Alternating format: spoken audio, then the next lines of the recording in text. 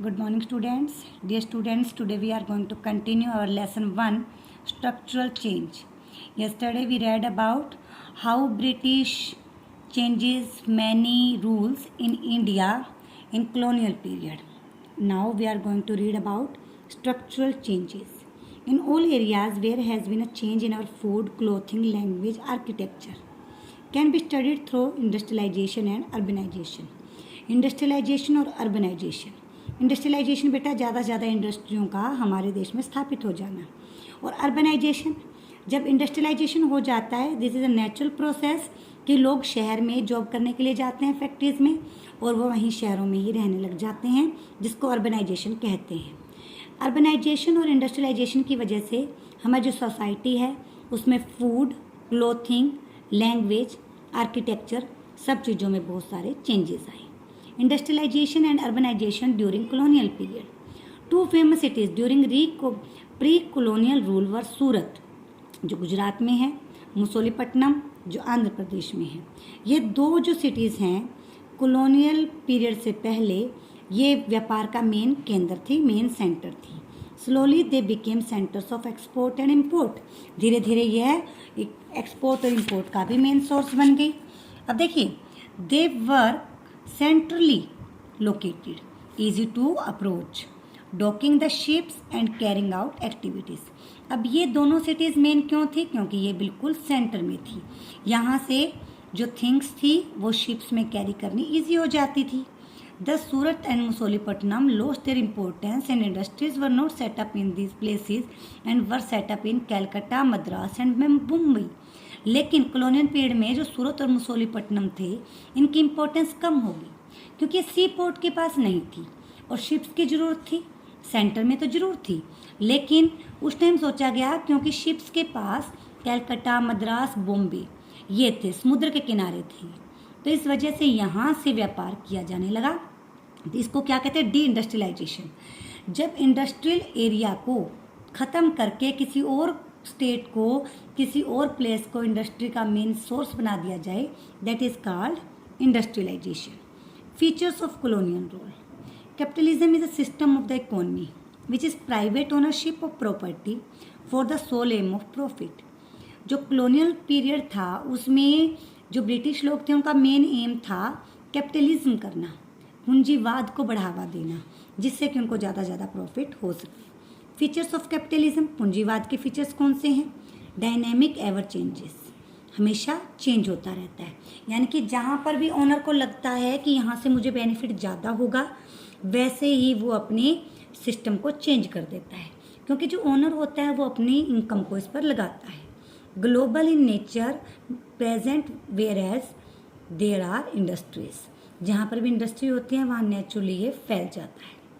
Private ownership, capitalism होता ही बेटा private ownership है। चाहे कोई स्कूल है, चाहे कोई हॉस्पिटल है, जो भी प्राइवेट है सब कैपिटलिस्ट हैं, पूंजीवादी हैं, क्योंकि वो अपना पैसा लगाते हैं उस काम के ऊपर और फिर वो चाहते हैं कि जो उनके वर्कर्स हैं ज़्यादा से ज़्यादा बेनिफिट उनको दें। First, great capacity for profit and growth. Capitalism में ज़्यादा से ज़्यादा हम ग्रोथ कर सकते हैं, प्रॉफिट कमा सकते हैं, क्योंकि जो ओनर है वो ज़्यादा से ज़्यादा काम अपने वर्कर से एक्स्ट्रा काम करवा कर ले सकता है। सेकंड है maximum use of science and technology. Capitalism में हम साइंस और टेक्नोलॉजी का यूज़ ज़्यादा से ज़्यादा कर सकते हैं, क्योंकि जो ओनर है उसके हाथ में होता है वो कितना पैसा इन्वेस्ट करता है, कैसी टेक्नोलॉजी लेकर आता है। अगर उसको ज़्यादा बेनिफिट चाहिए तो साइंस और टेक्नोलॉजी के द्वारा वो प्रोग्रेस कर सकता है। Main M was profit for the capitalist. Capitalist के लिए देखिए मेन क्या है पर्पस उसका? प्रॉफिट कमाना है। कंसेप्ट ऑफ कंपटीशन है मर्ज्ड, इससे जो कंपटीशन है वो भी बढ़ जाता है, क्योंकि हर कोई चाहता है, क्योंकि देखो अगर जूते की फैक्ट्री है किसी शहर में, दूसरे वाला फैक्ट्री लगा लेता है तो नेचुरली है कंपटीशन बढ़ जाएगा, तो कंपटीशन बढ़ जाता है। अब है नेशन स्टेट, हमने पहले ही पढ़ा था नेशन स्टेट क्या होता है? Territory, population, administration, sovereignty, these are the main points of nation state. Territory होनी चाहिए, पॉपुलेशन होनी चाहिए, एडमिनिस्ट्रेटिव प्रशासन होना चाहिए, सोवर्जिनिटी होनी चाहिए। Educated Indians wanted sovereignty. Sovereignty क्या होता है? देयर ओन कंट्री, यानी कि अधिकार उनको मिलना, taking own decisions. Educated Indian थे, वो चाहते थे कि उनको भी अधिकार मिलने चाहिए। Industrialization require setting of factories and employing labours, क्योंकि इंडस्ट्रियलाइजेशन बहुत ज़्यादा हो रहा था उस टाइम, तो इसीलिए वहाँ पे फैक्ट्रीज लगाई जा रही थी और वहाँ पे लेबर की ज़रूरत थी। Manchester industrial city of England की जो इंडस्ट्रियल सिटी थी Manchester. Cotton from India was sent to Manchester, processed into silk, made cloth and sold in India for cheaper prices. देखिए, जो हमारे यहाँ से कॉटन था वो मैनचेस्टर में भेजा जाता था और मैनचेस्टर से सिल्क का कपड़ा तैयार करके इंडिया में वो बेचा जाता था। Along with Surat and Masulipatnam, Dhaka and Tanjore were ruled by kings and they too lost their courts. देखिए, जैसे सूरत, मुसोलीपट्टनम, ढाका, तंजौर, इन सब में पहले राजा राज करते थे, लेकिन ब्रिटिश पीपल आने के बाद जो राजा का सिस्टम था वो ख़त्म हो जाता है। Artisan, painters, dancers, singers lost their importance. Working class had to look for alternative job. अब देखिए, जो वर्किंग क्लास थी, आर्टिस्ट थे, पेंटर थे, डांसर, सिंगर थे, सबका प्रोफेशन ख़त्म हो जाता है, क्योंकि ब्रिटिश लोग इन चीज़ों में विश्वास नहीं करते थे। इस वजह से उनको कोई दूसरा जॉब ढूंढना पड़ता है। देखिए, ब्रिटिश से पहले जो मुगल थे, मुगल को ये चीज़ें बहुत पसंद थी, लेकिन ब्रिटिश आने के बाद इनका सिस्टम ख़त्म हो जाता है। Where there were industries, population increased and people from rural area migrated to urban area. जहाँ पे फैक्ट्रीज थी वहीं पर लोग चले जाते हैं। They realise there that life in urban areas and factories were tougher. वहाँ पे जो लाइफ थी ज़्यादा टफ थी, क्योंकि हर चीज़ मोल की महंगी लेनी पड़ती थी। All cast were the same, felt their culture was getting encoded. यहाँ पे धर्म के नाम पे, जाति के नाम पे भेदभाव नहीं था, सब लोग मिलकर रहते थे। मद्रास था जो कॉफ़ी, इंडिगो, स्पाइसेस के लिए बहुत फेमस था। Bombay cotton first established as price capital counter for trading. जो बॉम्बे है वहाँ पे कॉटन की बड़ी बड़ी मिलें लगा दी गई।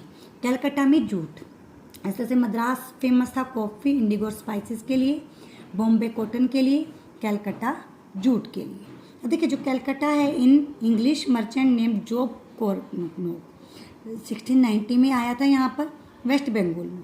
सिलेक्टेड 3 विलेजेस, उन्होंने 3 विलेजेस को चूज़ किया, Kolkata, Govindpur, Sultanpur. Combined 3 villages and turned a trading post, and British wanted to build a fort in 1698 known as Fort William as military set. ये क्या करता है, 3 विलेजेस को इकट्ठा करता है और वहाँ पे एक किला बना देता है 1698 में, जिसको फोर्ट विलियम कहा जाता है। In the middle there was a maidan far away and personal, कहते हैं मैदान, काफ़ी दिनों तक एक मैदान के रूप में पड़ा रहा। अराउंड द मैदान cities were form, people started in infrastructure built. उसके बाद इस मैदान में बहुत सारी सिटीज़ बना दी गई, लोग इकट्ठे होकर यहाँ पे इंफ्रास्ट्रक्चर लाकर और काम शुरू करते हैं। The city of Calcutta develop with includes the fort William and their villages. इस तरह से यहाँ पे फोर्ट विलियम का किला बना और विलेजेस भी यहाँ पे कलकत्ता में सेट हो गए। दिस इज योर टॉपिक बेटा, you have to read this topic at home. After this you have to write the main points of it on your fair notebook. Thank you, have a nice day.